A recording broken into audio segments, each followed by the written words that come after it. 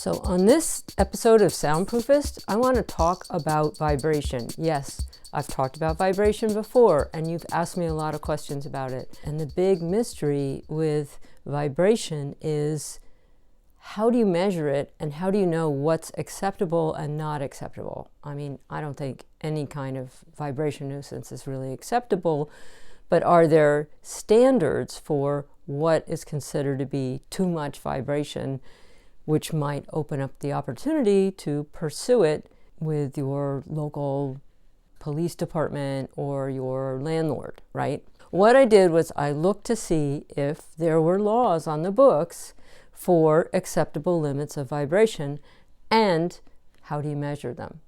So let's take a look at that right now. So noise and vibration are specialty topics.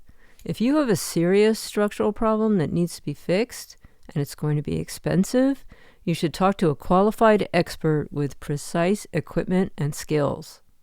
But for our purposes today, we're going to look at this from a DIY perspective. So you already know that noise can be measured by loudness, which is also known as decibels. And we've shown you how to use a decibel app several times on this channel. Noise can also be measured by frequency. And there are apps that measure frequency, and we've shown you some of these measurements here. You can often measure decibels and frequency at the same time with some apps. Lower frequencies, the deep bass sounds, can also become structure-borne noise and vibration.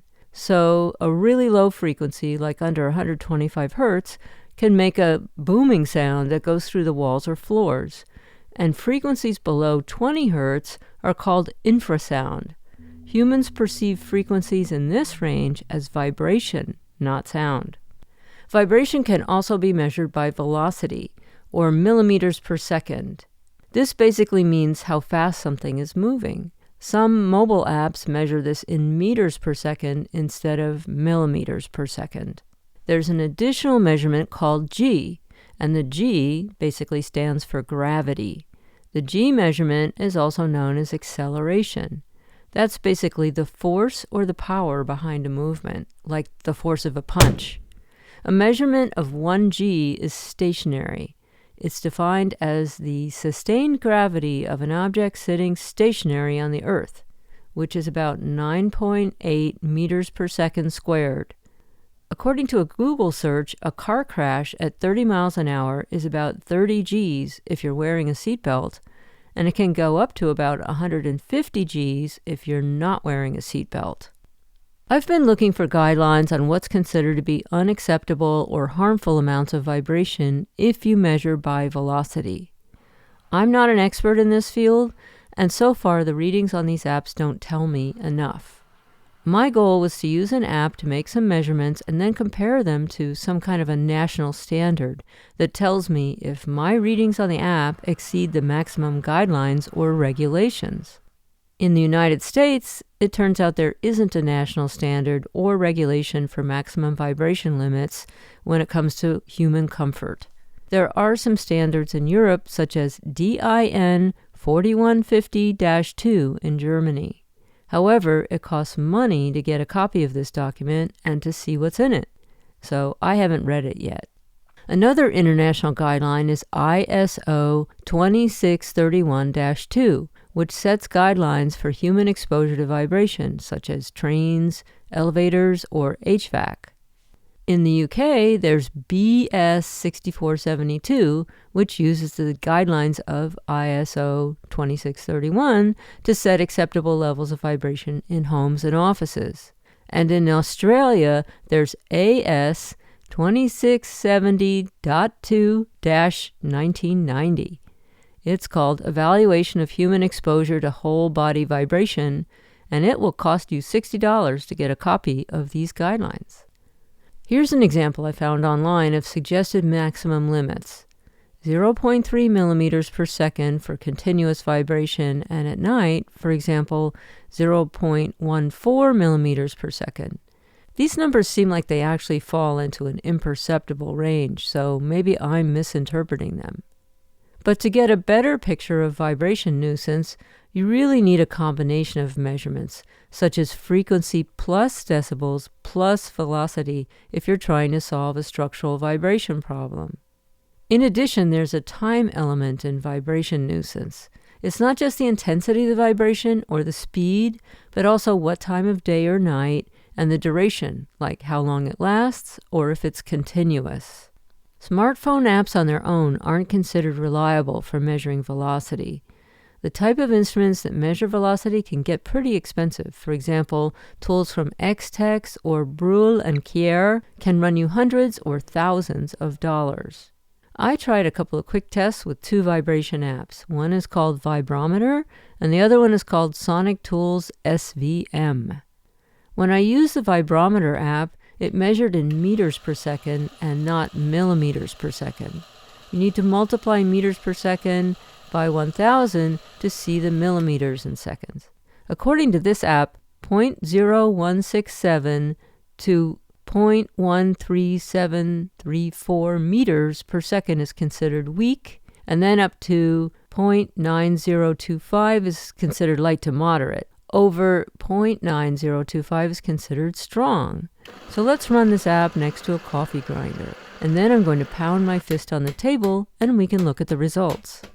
So when I ran the coffee grinder, the maximum reading was about 0.08 meters per second, which seems to fall into the category of not felt according to this app.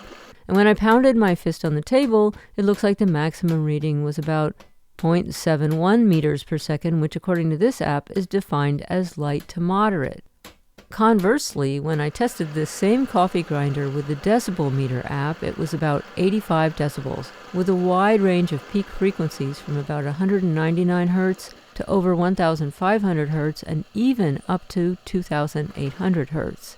So this noise covered a wide range of frequencies at a decibel level of 85, which would be considered dangerous by OSHA standards if it was continuous. We do have clear guidelines in the United States for maximum decibels. If we focus on just the vibration alone with its velocity measurement, we wouldn't have enough useful information, especially since it's not easy to find maximum guidelines to compare with our reading. You can multiply the meters per second in the Vibrometer app by 1,000 to read the millimeters per second equivalent. So pounding my fist on the table would translate to 710 millimeters per second, which does sound like a high number. But compared to what? Here's another example. Let's say you're bothered by the noise and vibration from a neighbor's washing machine. I think the most helpful measurements are the decibels and the frequency, unless the machine shakes so violently that it creates a significant velocity reading.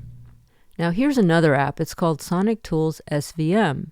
This app offers several different modes such as Vibe Spectrum, Vibe Scope, Vibe RMS, and the RMS stands for root mean square, which calculates the average level of vibration over time.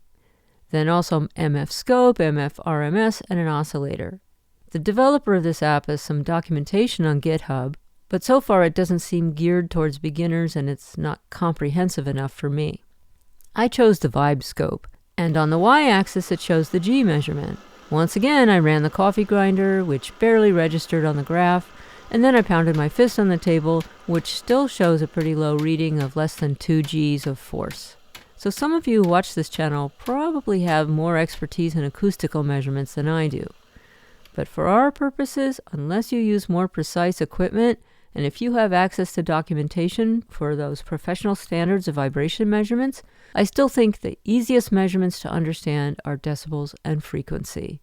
So if you worked in the automotive industry and you were measuring the precise vibration of car engines, or if you were a structural engineer working on a railroad system, then obviously these velocity and acceleration measurements would be meaningful and important to your work. But if you're trying to deal with a vibration or noise nuisance in your neighborhood or in your home, and you want to measure it and report it to your landlord or the city officials or the police, I think you're better off with using units of measure that other people can understand and compare to national standards. And that would be decibels and frequency. Thanks for watching, and I hope you found this helpful. For more information on noise and soundproofing, visit soundproofist.com.